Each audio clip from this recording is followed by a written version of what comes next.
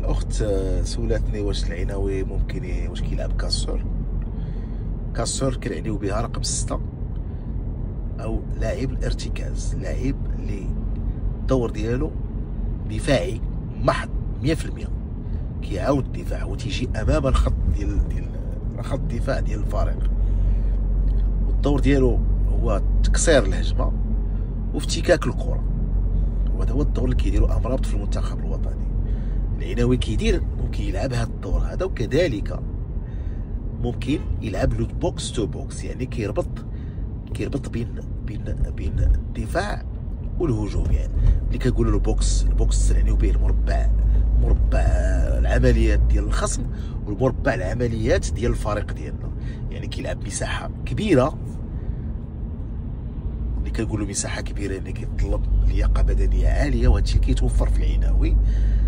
كيساهم في افتكاك الكره حتى هو بحال 6، ولكن الفرق بينه وبين 6 تيكون اكثر تقنيه واكثر سلاسه في اللعب، وتيكون عنده دي باس دقيقين، يعني تيكونوا تمريرات دقيقه بالمقارنه مع 6، لان 6 كيساهم في الهجوم بشكل بسيط، في كيلكو باس قلال داكشي يعني ما الادوار الهجوميه ما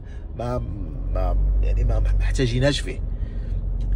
8 لا، لو بوكس تو بوكس لا، لو بوكس تو بوكس تيكون كما قلت بحال مودريتش ولا لامبارد ولا ستيفن جيرارد، يعني لاعبين تيكونوا تقنيين وكذلك مقاتلين على مستوى الدفاع. وهذا الدور هذا كنلعبوا املاح في كاس العالم في 2022، وكان امرابط هو اللي لعب الدور ديال كاسور. ومن بعد املاح ومن بعد هذه ولا اناحي كيدير هذا الدور، شي مرات الخنوس كيدير هذا الدور سميت. ولكن هذا الوليد العناوي بيور 8 تيلعب 8 مزيان، يعني ما غنلقاوش، يعني هو اللي كنا كنقلبوا عليه من بعد املاح. داكشي علاش الركراكي كان تيلح باش يلتحق بالمنتخب الوطني، والحمد لله التحق بالمنتخب الوطني، وغادي يلعب واحد الدور مهم جدا في المنظومه الدفاعيه وكذلك الهجوميه ديال المنتخب الوطني. هذا هو الفرق بين الكاسور والبوكس تو بوكس. كما قلت العناوي يجيد اللعب في المركزين.